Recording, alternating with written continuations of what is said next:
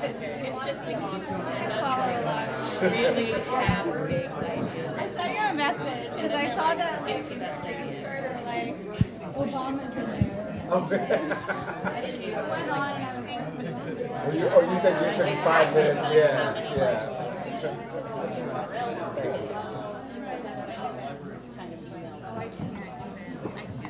I've heard a lot of like First Amendment fancy pants is the official term, where they're like, oh, red. And I'm like, good stuff. No one does that. No one lives your life. No one lives your life. Yeah.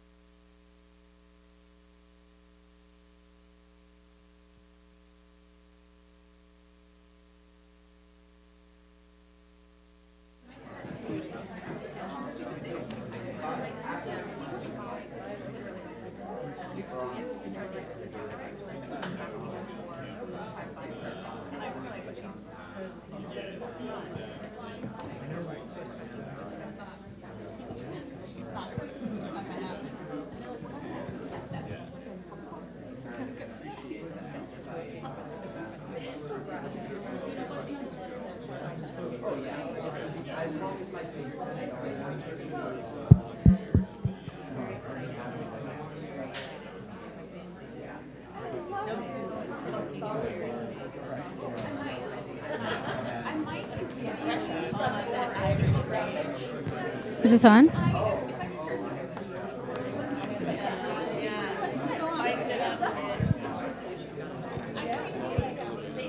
No, CJ. Yeah.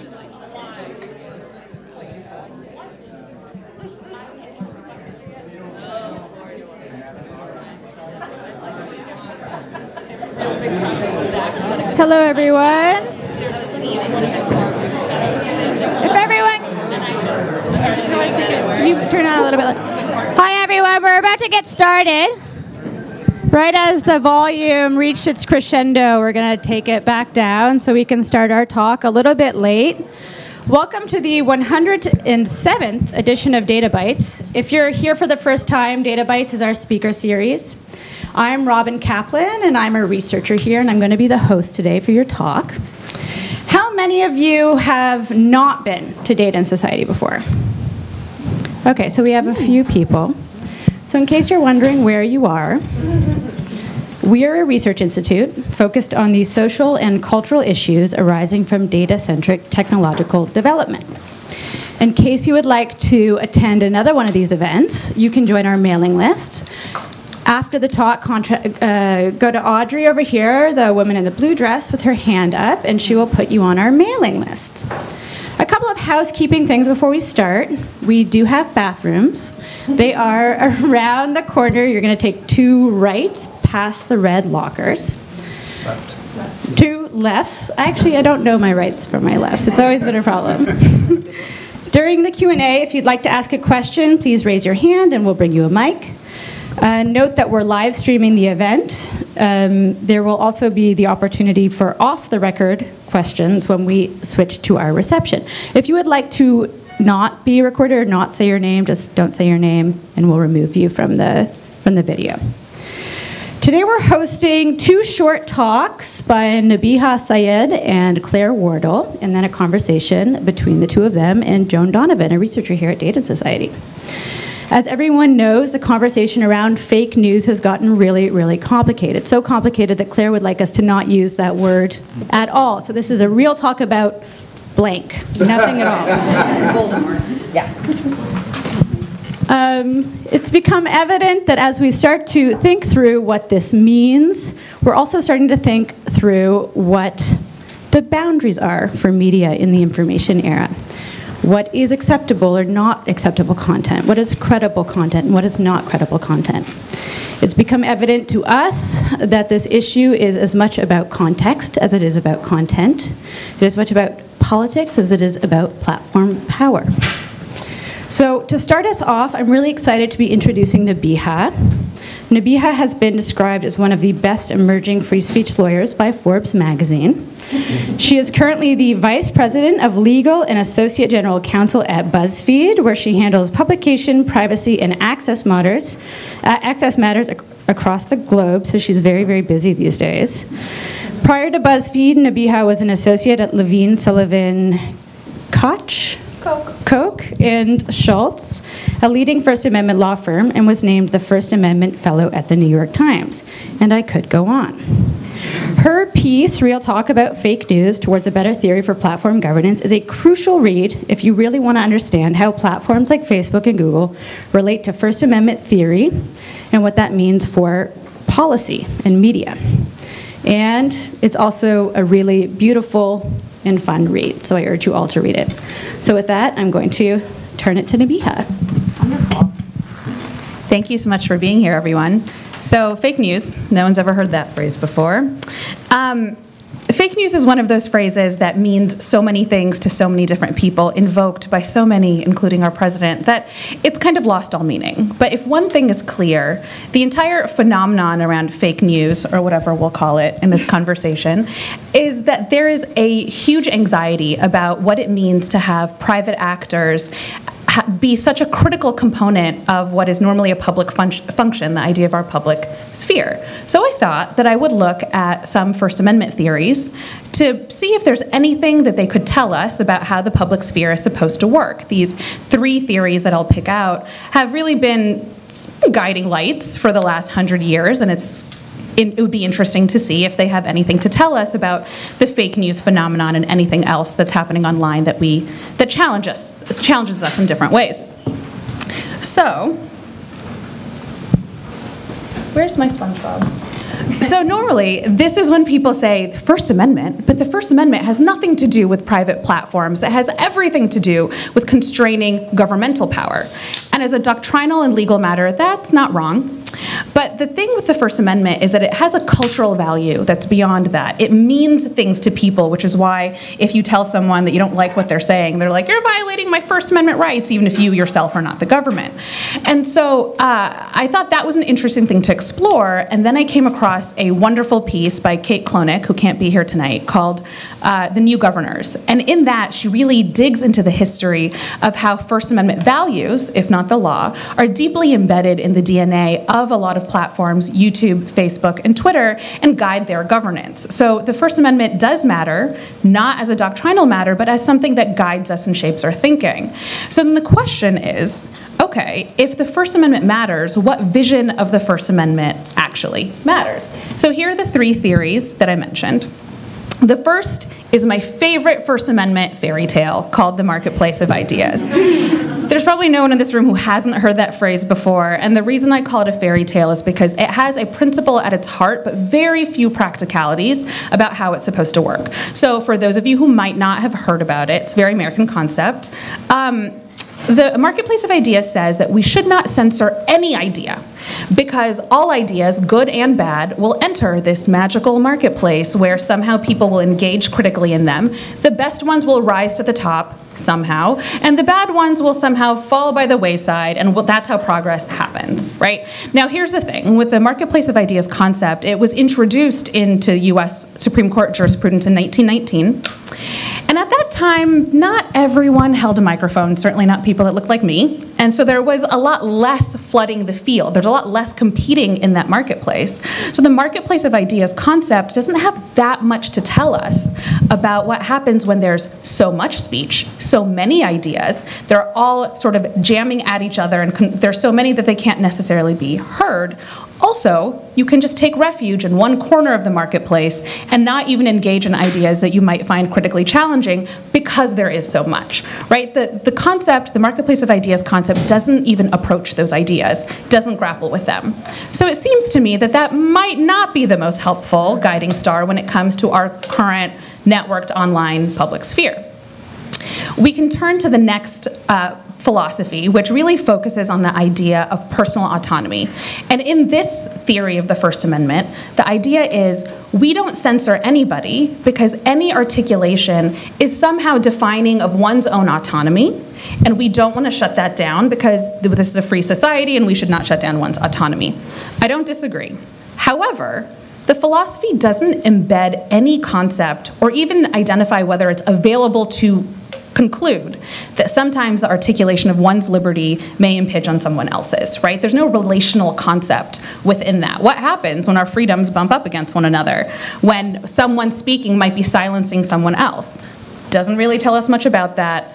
So that also feels like that might not be the most interesting concept or most, not a great guiding star, though it does tell us something. It's a convenient concept if you want a lot of users to sign up for a platform, right? All of you speak your piece, all of you be part of our audience. We won't shut you down because everything you say is important. So you can see how it might be functionally interesting for a particular end, but philosophically not necessarily instructive for all the things that we find challenging.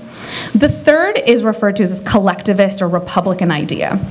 And the idea here, it's certainly the least popular, especially now, of the three concepts. But what it has meant, with a focus on democratic deliberation in particular, is that not all ideas need to be heard, but the ideas that are important should be. So anything that is necessary for self-governance, we should have, that should be in the public sphere, and other things that are not good for governance, kick them out. Query who decides that. But the way that's been sort of embedded in American history is for some time, went away in the 1980s, there was something called the Fairness Doctrine. And what the Fairness Doctrine said was, if you held a broadcast license, it was incumbent upon you to introduce controversial concepts of public importance and show all sides. And so that's really the mechanism by which you start to say, okay, speakers matter, listeners matter, let's think of the whole system. So there is some benefit there that the system matters. However, the system matters only insofar as we care about political deliberation, which of course is not all of the internet, right? The internet has a lot more besides political discussion, even if it doesn't feel like it these days. There's a lot more going on there. So that also seems like it has a shortcoming, right? Now, the truth is that platforms have espoused variations of all three of these at different times. The marketplace of idea concept is a great talking point. Personal autonomy, very useful to get people to join and sign up for you. Thinking about engagement and listeners and what gets people coming back and giving them what they need, a helpful concept if you do want to engage in some sort of platform governance. But it's not clear that any one of them has coherently really taken hold, and it's not clear that any of them is really helpful for us.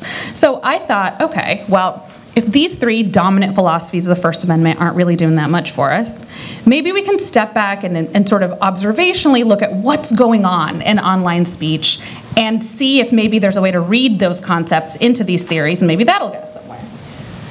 So I write about these 5 different factors. For today's purposes, I just want to pluck out a couple of things that I think would be interesting to talk about later. The first is the idea of filters. Now, there are manual filters, like things that you search or a hashtag that you might seek out, that make sense of the vast swath of information that exists in the world online. There are also hidden filters, right? So hidden filters receive a lot of attention in the discussion these days, but it's the algorithms that decide what to serve you, when and how. It's why I still have Valentine's Day content on my Instagram, which I'm very annoyed about, but that's kind of what the hidden filter is. It's important to remember that the filters are both the manual and the hidden filters are related, and they evolve. And so a great example of that is a reporter at BuzzFeed, Ryan Broderick, decided about a year ago, maybe more than that he was going to sign up to follow the Republican National Convention's Facebook page. Then he decided that he would click on every suggested page that was surfaced after clicking on that page. After about 2 days, he was getting tons of neo-Nazi and white supremacist content, right? So the filter took him down a particular rabbit hole that did not lead him to puppies and cats. It led him to something very particular that somehow was associated with the RNC. So filters are important because they can guide you places. They can also make sense of everything that exists in the world. The second is communities. Now, one of the best things about the internet is that it allows people to organize around communities of interest that aren't necessarily only geographically bounded. So if you love polka-dotted unicorns, even if no one in your school or your workplace or your religious institution shares that, you can go online, you can find someone else who cares about polka-dotted unicorns too. That's a great thing. Live your best self. Go ahead. Now, critics of that have said, well, the problem is, right, that it can create these echo chambers, that you might be a person who only receives information about polka-dotted unicorns, and that is a very narrow lens on the world. And that's fine to critique sort of information consumption in that space. But one thing that I find interesting is that communities don't only consume information in community spaces. Communities also create the norms by which people decide what is relevant, what is credible, what is true, what is enough evidence for us to find something useful or not, how does this fit into our worldview? And communities are really an interesting location for that conversation and those norms to be set. And so I'd want to focus on like sort of that value of community organization. The third is amplification, which is really a fancy word for how do things from the fever swamp of the internet hopscotch their way onto my television. And I have a couple of examples in the piece, but I think what's important here is that social platforms play a really critical role because they open up the field of who can engineer what appears to be popular and what isn't. And so you can have people who decide to get a hashtag trending. Now, a hashtag is trending in the world, fine. Maybe some other people say, oh, you know, I need something on my talk radio show, so I'm going to just pick up this trending hashtag, and then other people who decide to put it on, you know, their television show that has a slightly bigger audience, and then it looks like, well, even more people are talking about this. Ultimately, the mainstream media picks it up, and all of a sudden, we're all having a conversation about whether or not our former president was born in Kenya, but this idea sort of originated from a very narrow slice, right?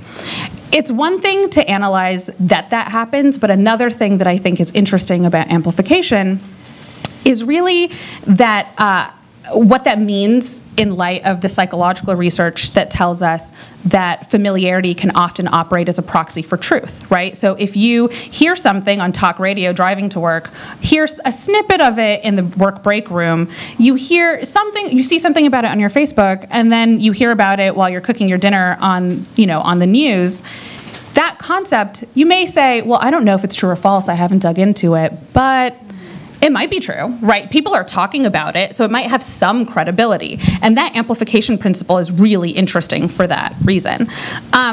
The fourth principle, which is speed, it's, you know, kind of trite to talk about how fast things are on the internet. So the only thing I'll say there is social media allows for probably the best focus group testing that anyone could have ever created. You can try out memes and hashtags and other campaigns, other forms of persuasion, and see what works in a way that would have been far more laborious and expensive in any previous time. Trying that out also can create a lot of noise, right? A lot of distracting memes, a lot of distracting hashtags, a lot of content that's sort of out there in the world that is noisy. So speed also relates to the abundance of content that's out there. And the last one is profit incentives. Turns out you can make money on pretty much anything if you want to online. And so the profit incentive of putting up content that might be cheap to make because you made it up or it's hyper-partisan or whatever creates an incentive to make things that aren't really that valuable as parts of speech. And so those are kind of the 5 factors of online speech that I was like, these are interesting observations. However, none of the First Amendment theories that are available recognize or make visible these principles at all, right? They're just not, that's not a thing. And so to me, this is where, you know, the SpongeBob SquarePants critics of the world might say, who cares if the theory talks about it, right? If you can identify that these are factors that contribute to an online public sphere that produces a lot of things that we don't like, then let's deal with those factors. It doesn't matter if the theory encompasses it or not. And that is where I would say The theories matter so much because they really shape our imagination, both of what is possible, but also of what's relevant. That's me. Don't worry. Don't worry. I just wanted some music, to build up why theories are important. So theories can help us decide what is and is not relevant. And so a great example of this is just the bedrock idea of censorship, right? Which so many of the First Amendment philosophies are organized around. In the traditional view of censorship, you don't ban anyone from speaking because their idea might not then be exposed to all the people who it should be exposed to. We don't get to engage with it. We don't get to really grapple with it.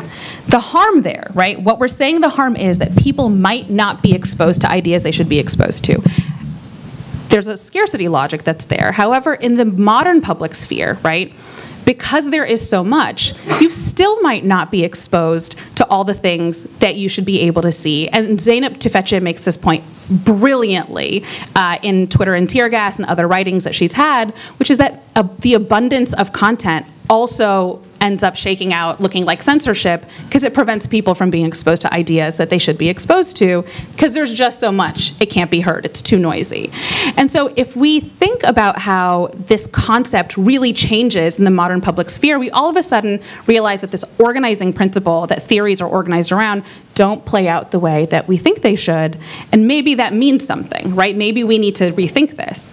The other reason that theory matters is that theories, especially like the marketplace of ideas, get weaponized, right? We have Dennis Prager and Chuck Johnson suing YouTube and Twitter respectively, saying you can't filter our content or you can't put tags on our content, you can't ban us because the marketplace of ideas guarantees that we have a right to be here.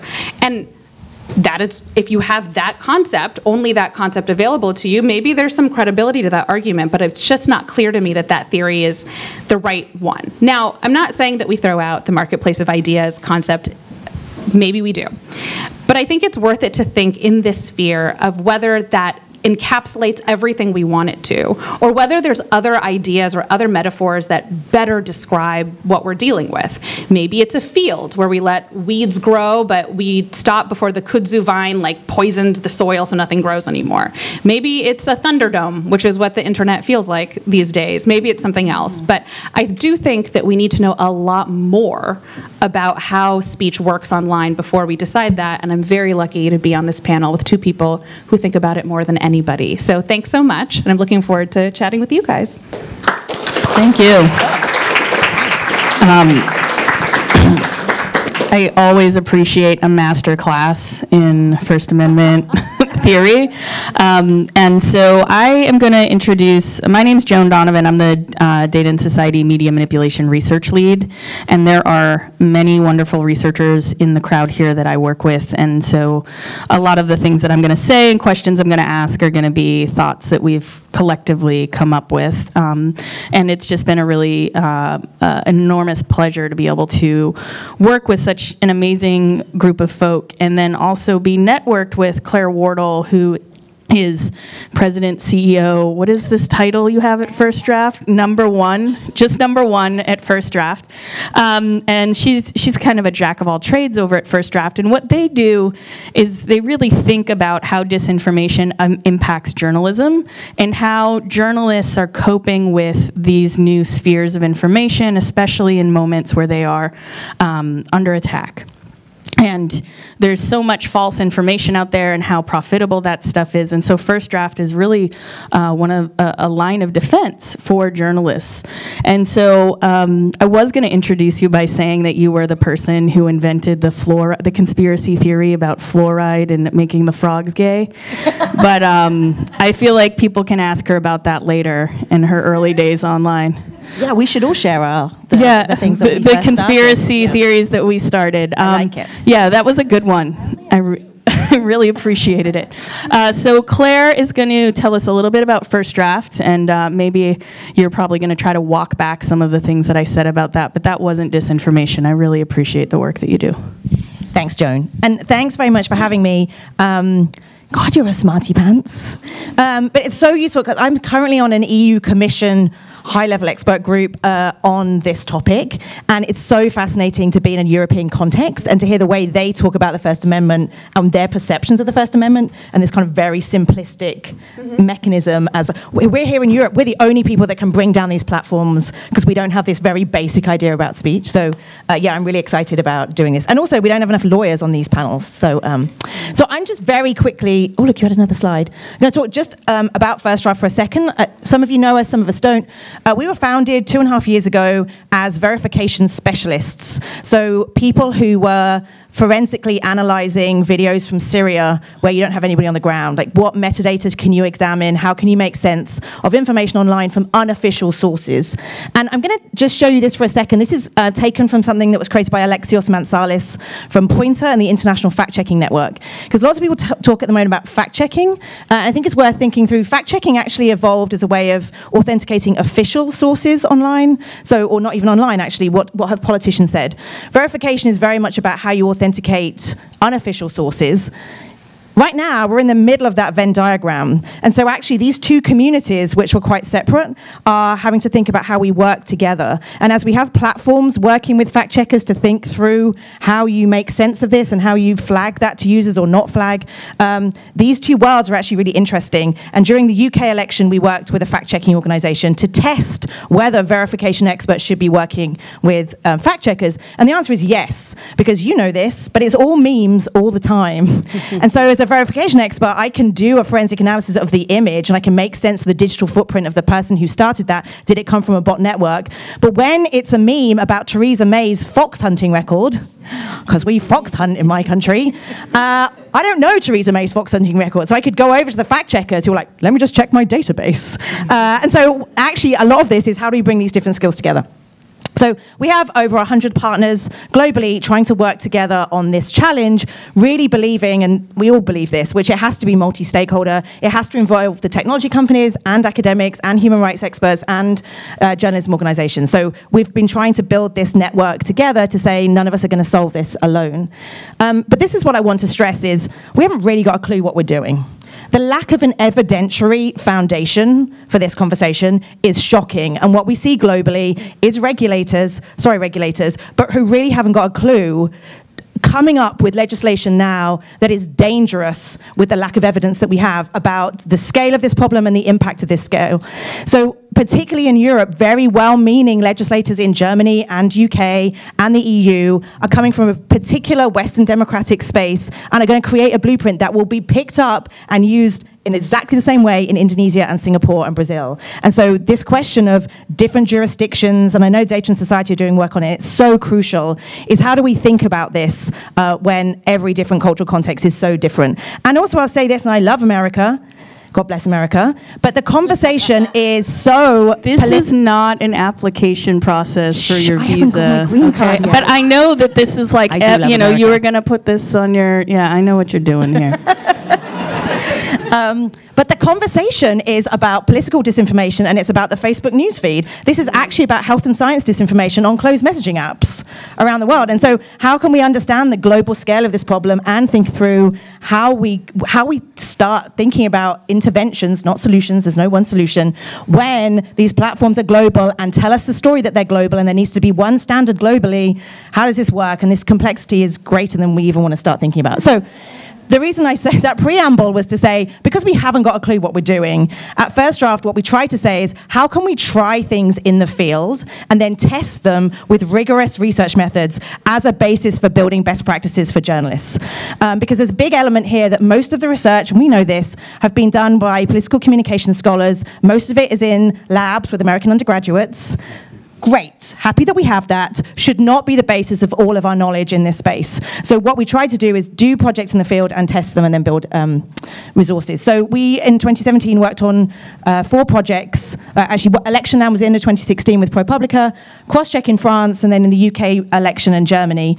And the idea is, how can collaboration work? Exactly as you were saying, Nabiha, the vulnerability that the news industry has when they are absolutely determined to work separately, and rather than as we know from the psychology literature, what works is familiarity and repetition. So when we've got one side just throwing out, let's think about 2016, Benghazi emails, Benghazi emails, Benghazi emails, and on the other side, well, there's a number of different ways we can think about this issue. And I'm not saying that journalists, and this is another thing we need to think about, what's the role of journalists in this space? You know, I don't think journalists should be operating PSYOPs campaigns, but for me, there's a boundary for what journalists can and cannot do. Where does the State Department step in? And when does the Intelligence Committee and community step, you know? And I don't think we're very good at having those conversations about boundaries when it comes to funding, when it comes to what we can do and what we shouldn't be doing, who should we be working with and not working with.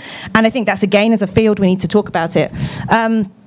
But we're very much about, can collaboration work? So in France, in the lead up to the French election, we had 10 weeks where we had 37 different organizations in France working collaboratively to monitor and verify disinformation around that election, and then publishing it, the same stories on all of their platforms, which has interesting questions going back to your familiarity question, which is, if you see the same things on Le Monde and Libération and France 24, and you're like, oh, I think I've heard that somewhere before.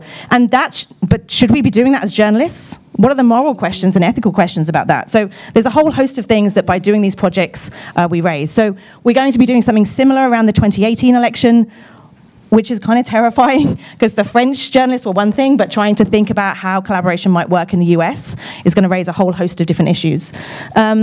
So we've undertaken research. This was qualitative research we did with the journalists and audiences around cross-check. And what was interesting with cross-check is when the stories were published, all the different news organizations that had worked together had to put their logos on. So from an audience perspective, you saw that different newsrooms that never normally worked together had collaboratively verified a piece of content. And from our research, it showed that increased trust in the output. So what would it look like if you actually had Fox News next to CNN? I mean, that's what we're never going to be able to do it here. We might. And then we have a training program. So if you are interested in this, we have a 5-week advanced curriculum in verification. We're pushing that out to schools and journalists. So a big part of this is how can we work with newsrooms to improve what they're doing. We also have some jobs listings. If anybody's interested, come see me afterwards. So yeah, that's all I wanted to say. I appreciate that. Thank you. And the work that you do is really informative. No need for a clap. Just a dainty one. Yeah, just a little one. So maybe we can think a little bit philosophically. One of the things that came out of the report that we just did with Data and Society with Robin Kaplan and Lauren Hansen were authors on that report about, we called it Dead Reckoning because we really feel like we're at a point where we're sort of lost at sea, and the moment is now to take stock and to think about what are directions forward. And one of the things that we kept discussing and kept churning back and forth is that we're getting better and better at thinking about what is fake news and what is disinformation, but nobody's really coming at this from a question of what counts as news these days. A lot of these platforms are trafficking in information and monetizing information, and then any information that can be monetized somehow becomes news in some way, or it becomes useful in other realms. And so I'd love for you to think about what maybe some of this modeling that you're working with, Nabiha, would indicate for how would news then be moderated, not just disinformation or fake news or free speech? It's a great question. And I think that this is one of the many places where the very American approach to this question has totally failed us. And so New York's actually a great example. So newsworthiness can be a defense in a variety of media law claims. And it's most commonly a defense when there's an invasion of privacy question. And so that means that we actually have a body of jurisprudence about what constitutes newsworthiness and what doesn't. However, basically the way the case law has unfolded is that everything is newsworthy, including Borat. So the people who were filmed in Borat, who thought that they were being interviewed for a news show in Kazakhstan, and found out that, like, no, that's not what was happening. That's not what was happening in Borat at all. And then saw themselves for the first time when they were sitting and watching this movie, saying, "Oh my God, what is going on?" They sued on invasion of privacy grounds alongside others, and courts looked at the newsworthy defense, which is the defense against invasion of privacy, and said, no, Borat's newsworthy.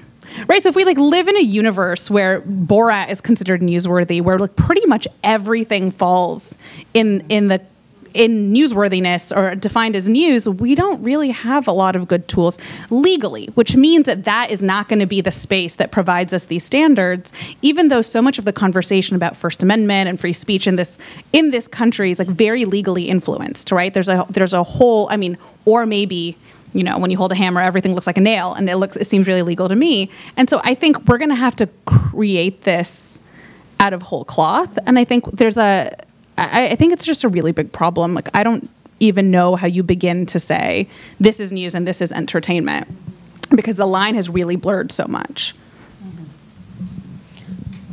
Do you remember that argument about, are you a blogger? Or do you remember that argument? But I think what's so interesting is actually, in terms of other professions, you have to have accreditation if you're a doctor before I do heart surgery on you, or if I'm a lawyer. And with journalists, it was like, we don't need accreditation because everybody can be a journalist. But now you're like, I want people to know that I'm really a journalist. And so I do think this gatekeeper issue, like it feels like you ask that question, I'm like, ooh, like I don't, like what is this thing? And ultimately the platforms have taken our understanding of news and been like, we're going to call it newsfeed. And what newsfeed is the fact that your friend's hungover and your other friend is pregnant. And there's a terrible conflict in Syria. And so they have managed in the last decade to completely pull apart what we feel about news. And so then the question is, do we want to get back to this idea of we want the gatekeepers? And so things like the Trust Project that Sally Lehrman's working on, do we want to have a big T on certain things to be like, there's your accreditation, you're really news and you're really not news? Like that feels really uncomfortable to me. But I don't know how we get out of this mess because of the cesspool.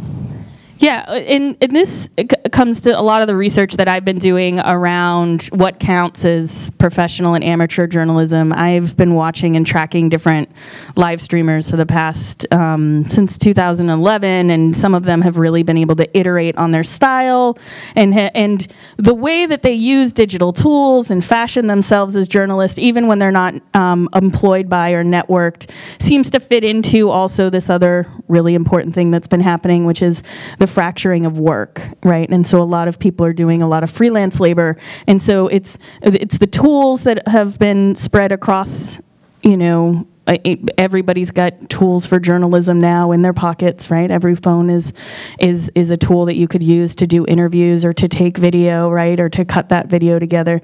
But then also we see the fracturing of a labor force, and you see a few very, very prestigious news organizations who are somehow troubled by fake news in a weird way. Maybe you can explain more of that. But then also we have this problem now where we can't define news, and of course, yeah, everything begins to count as breaking, you know, I'm having dinner in these news feeds. So if you guys want to talk a bit about that. Yeah, I mean, it's interesting to see newsrooms now desperately wanting to find a way that says we're not like them. But we also have to have this conversation, which is the reason that I refuse to use the term F*** news is because lots of audience research now, you have audiences saying, yeah, that's CNN. Like, it's working. Like, people think that when you use that term, it means mistakes by reporters. And so what we also have to recognize is that in an era where newsrooms have been stripped of staff and have had their resources completely taken away from them, and as we know, the economics of news has completely shifted, and two big platforms are taking most of their advertising profit, in that context, we're having newsrooms making more mistakes, understandably, because of speed and the fact that a scoop lasts 2 seconds once somebody has tweeted it. So the other problem in all of this discussion is it's very easy for the journalist to say, all we have to do is stop those guys over there. And it's like, but how do we also make sure that we're building trust in what you're doing? And so whilst Crosscheck was far from perfect, it was just an attempt, I was kind of staggered by the way that audiences, well, two things, audiences said they were more trusting of the content. The other thing is the French journalist said, I hated it because we were forced to slow down because we had to get agreement from other newsrooms. But you know what we're really proud of now that we're finished? We didn't make one mistake in 10 weeks across all the major French outlets. And they said, we would have made a bunch of mistakes if we weren't in this project. So we also have to find mechanisms that means that every time the news media, well, you know, this makes a mistake now, it's held up as this huge thing. There's no opportunity now to make mistakes. I also wonder how much of this just has to be, and I know this is hard for all the reasons that you laid out, it has to be a race to the top in some way of saying, like, these are our standards, and also being radically transparent about what it means to show your work of going into a story, right? Because I think the idea that people are just going to trust you because you're the news, because you're CNN, or because you're whoever, that time, you can't rely on that, right? So you're going to have to rely on your methodology. You're going to have to say, well, we talked to 18 people and we did this, and here's a video like bringing you in. And I think if you pay attention to a lot of investigative reports, you're seeing more and more of that, right? We spoke to 200 people and they said X. And some of that is just the easiest available way of saying, here's why you should trust us, here's the work that it takes. Now, it's incredibly uncomfortable for reporters to do. I talk to them all the time to really pull back the curtain of this is exactly what we did, but I think that might be one avenue to just getting some more trust, bringing people into the process so it's less vulnerable to the accusations of like, oh, they just made it up, right? They just like pulled this out of nowhere and they made it up. But it is moving towards a different form or understanding of journalism and less like Oz speaking from behind the curtain, giving like editorial direction and saying like, we're people, this is what we do, this is how this happens. Some of it I think is a funny historical hangover too of like, for a very long time, not that many people had access to the printing press, right? So we didn't really have to ask these questions because the people who had power aligned with who was able to print. Sure, there were pamphlets and other forms of news that were sort of more localized, but for mass communications and broadcast, there was a sort of a coordination with power that was there. It's not like that anymore. So having access to the means of putting out the news is not going to do it, and we have to move away from that mindset. I think that's a really good point, and it makes me actually feel a little bit more hopeful for the kinds of amateur journalism that I tend to take in a lot of that.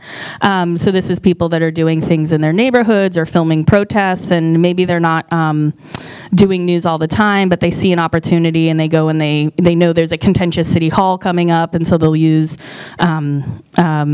Periscope to broadcast it to the world. And I found that kind of journalism, which is on the spot, is also, I think, really important for us to think about in terms of not over-moderating, right? Not overdoing it. When we were talking about some of these laws that might come down related to regulating this problem, has a lot to do with the speed, but also has a lot to do with power. Politicians know that they're implicated in this. Lots of the disinformation that you and I are going to be working with over the next few months is going to be about election campaign disinformation. And one of the things that who do this kind of disinformation work, trolls online, we can just kind of leave it as a blanket trolls, they really harness the power of speed, and they harness the power of breaking news events in order to piggyback their ideas. And I wonder if you guys would be interested in talking a bit about speed and democracy. Because you mentioned that slowing down the newsroom made for less mistakes. And I know from being a reader of Tocqueville that democracy is meant to move very slow. It's supposed to be very bureaucratic. It's not supposed to be very flexible. And that's so that you get theories of that's so you get theories in law that are durable over the long term and don't just deal with these one issue, one problem. And so and this is going to be my last question, and we'll open it to Q&A, but if you want to talk a bit about speed and maybe the Silicon Valley ethic of move fast, break shit might be anti-democratic. Might. You notice how I don't have to answer that question. Yeah, I was like, Joan, Donovan. Yeah, I mean, I think like the slow food movement, maybe we're going to have the slow information movement. I mean, I think in the last 10 years, we've seen the death of the middle. Like, we've seen the death of this, 800-word article. I mean, this actually happened, I remember the London riots in the summer of 2011.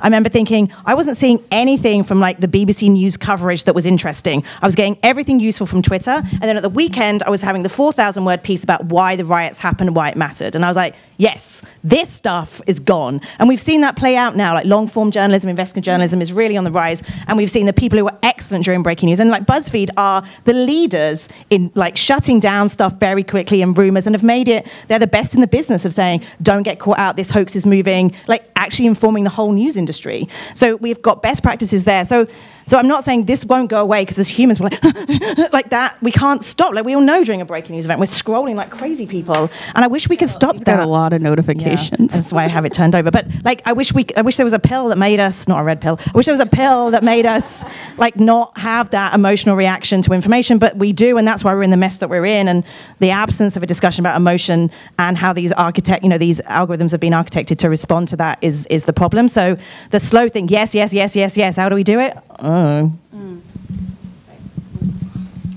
I think we're in a period of recalibrating, and that doesn't mean that there won't be the people who provide like intellectual Doritos, which is what a lot of this is. Like, I think that will be there, but I do think that we're in this funny like. Twitter's not that old. This sort of mode of like getting push alerts and everyone like Pavlovian looking at their phone being like, did you see this push alert?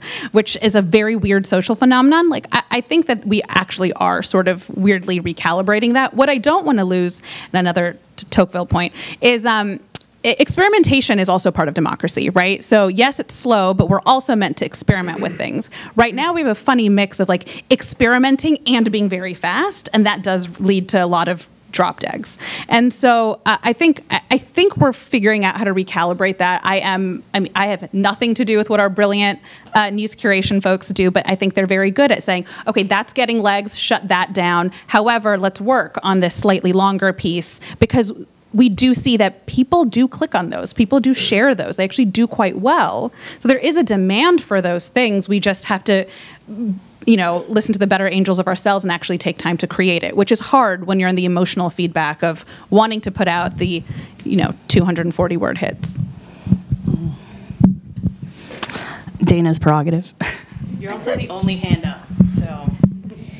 So it's interesting to listen to you guys talk through this, because one of the things that I've been struggling with as I hear these questions of trust in news media is that the institutions and the people can be trusted on their own terms, even when people are physically and network-wise divorced or really far removed from the creators.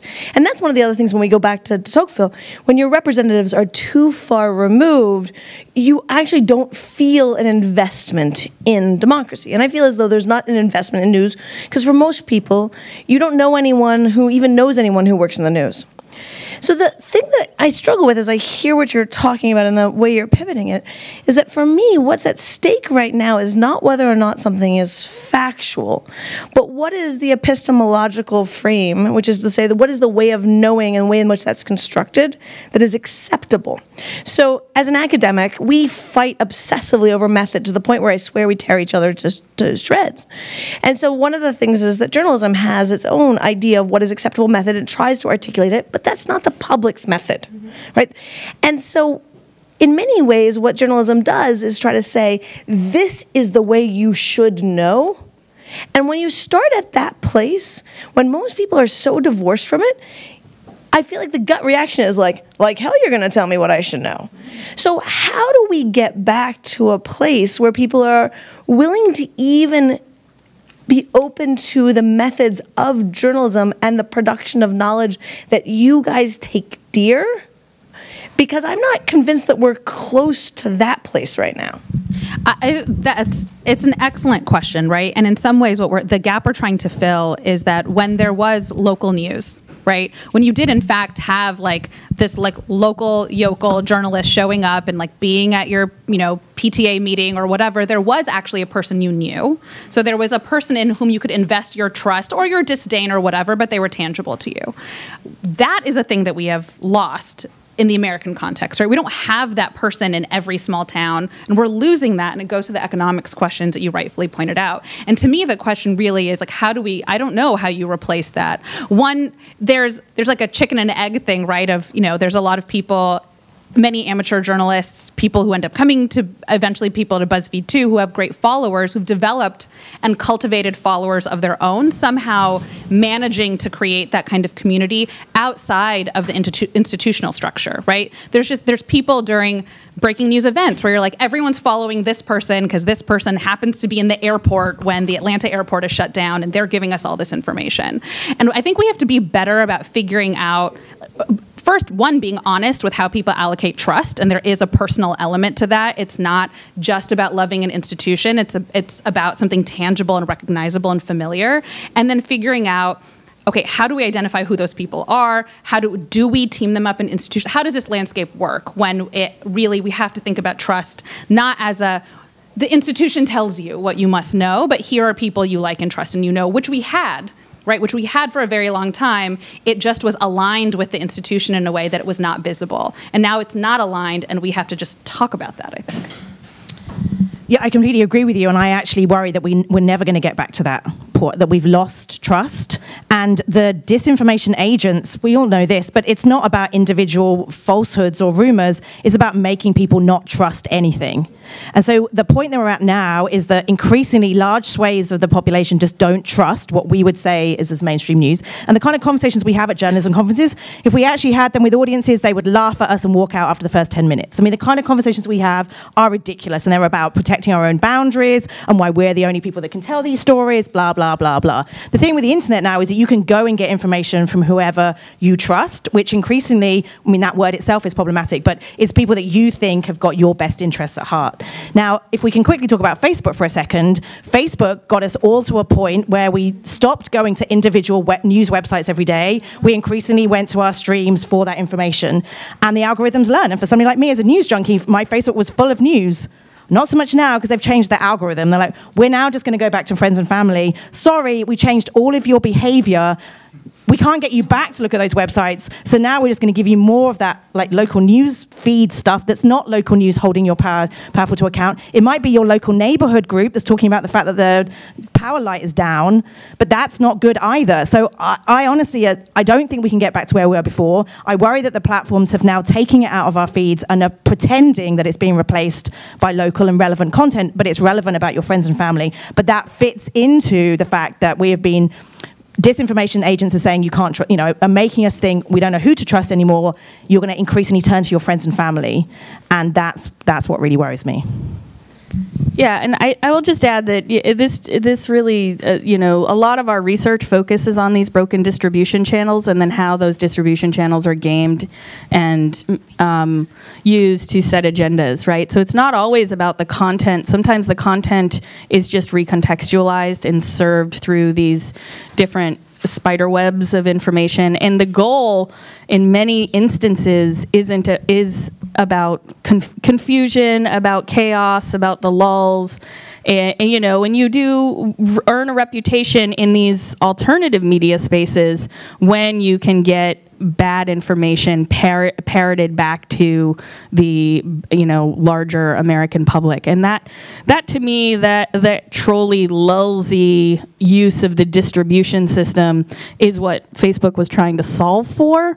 But in the end, you get this over impact, over moderation that then makes it difficult for you to get the stuff that you had wanted to preference in the first place. Speaking of trust, I have been entrusted with educating a group of low socioeconomic status people of color this semester who are very eager digital sociologists. And we read Whitney Phillips, and we've been talking about trolls and fake news and all of this stuff. And then I had a librarian come in because they're trying to learn to be sociologists. And we did an exercise on how to use the library databases. And I was really shocked because they were like, well, how do we know this is true? How do we know we can trust this? It was the library for our university.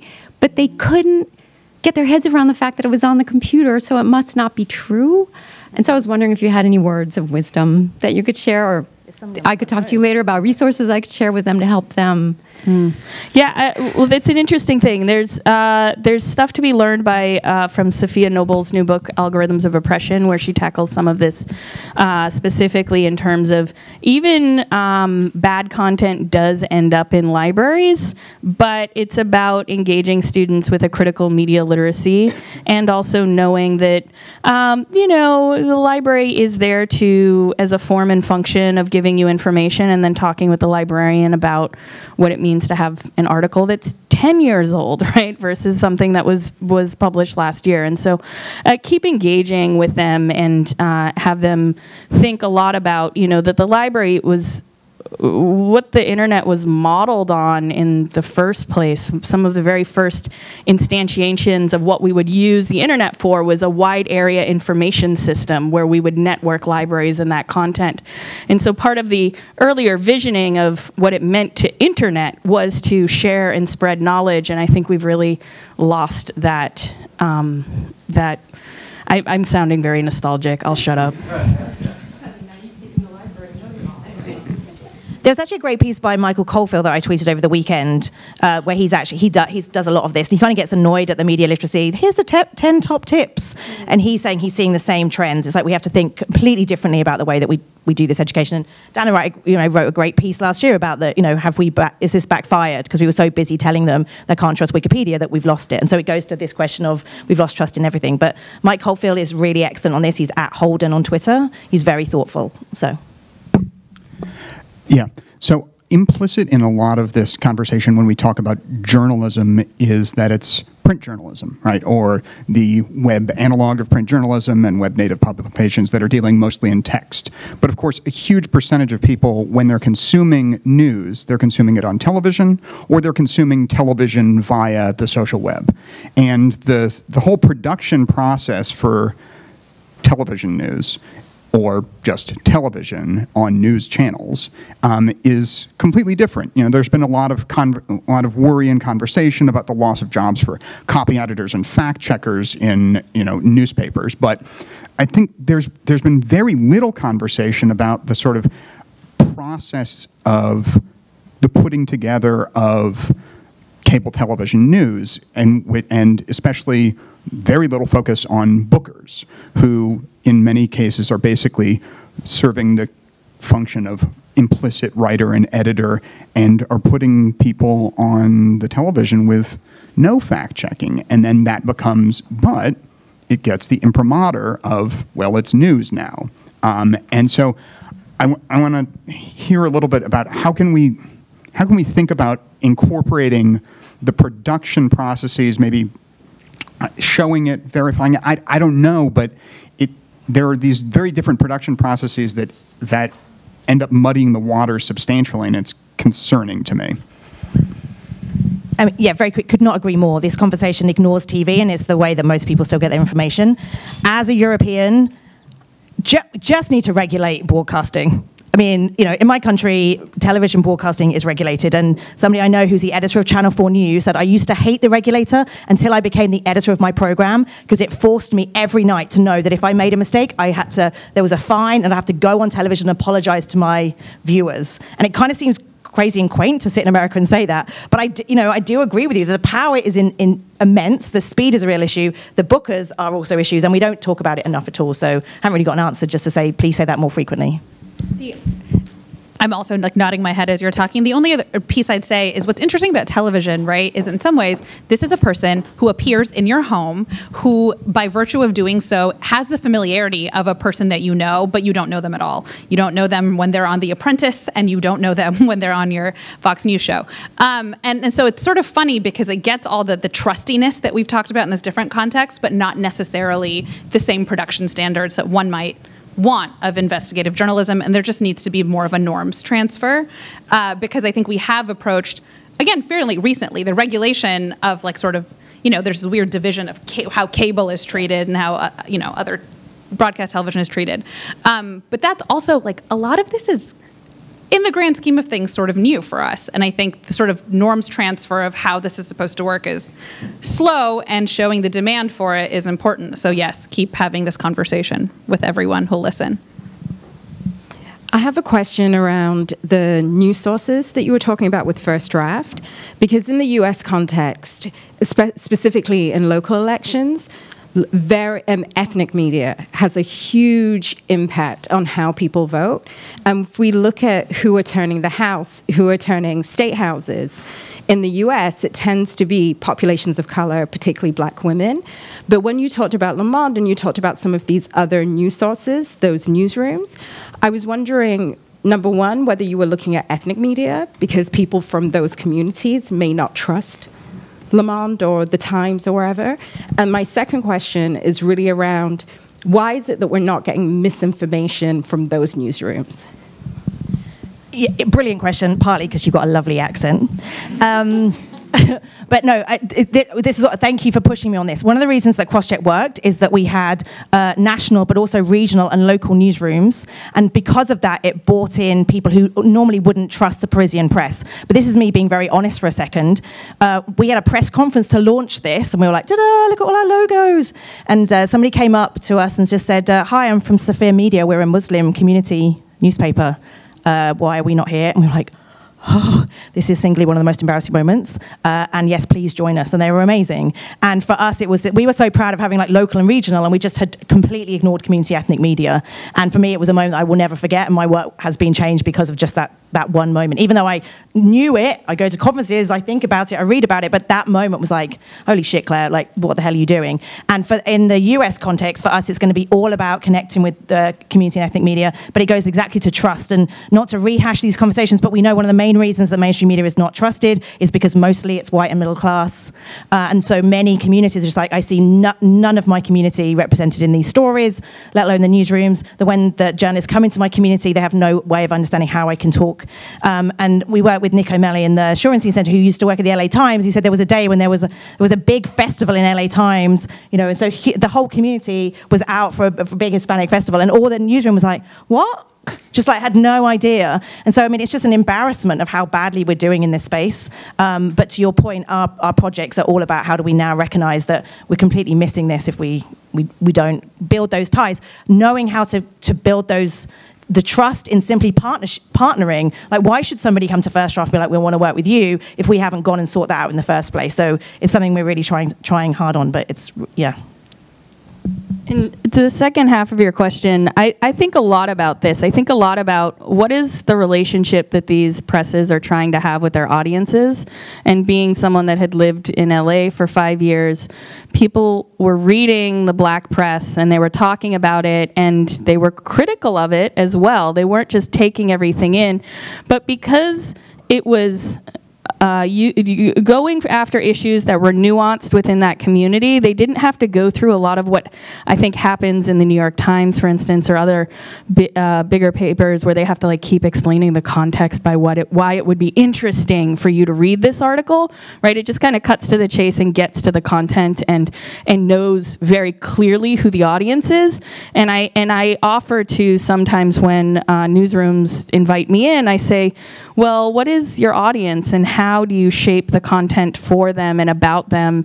And they don't really do this kind of work, right? And I think that trust can be built in those ways, not only through different identity categories, but also paying a lot more attention to what matters to the people in the community and serving news within a broader context of not just an article, but thinking about what is the array of information someone might want to see throughout the day that has sports and media and commentary and news, and cultivating a community of an audience that is a community. And I think that's possible, but at the same time, journalists still feel this need to go after things that are short, fast, and punchy because that's how they're going to make their money if they're doing a lot of freelance work. And so it's a really difficult thing because there's just not a ton of funding in that other space. I think we're out of time. Yeah. So hopefully our panel will stick around after. I know, Nabiha, you have to file something, but hopefully she'll have a couple of minutes so you guys can all go up to them directly and ask them more questions. We're about to turn this back into a social space for Whiskey Wednesday. If everyone can help us out with that, we'd be very, very grateful. That means helping stack the chairs and getting out of the way if you don't want to, and making sure they're out of the way. And thank you to our panel.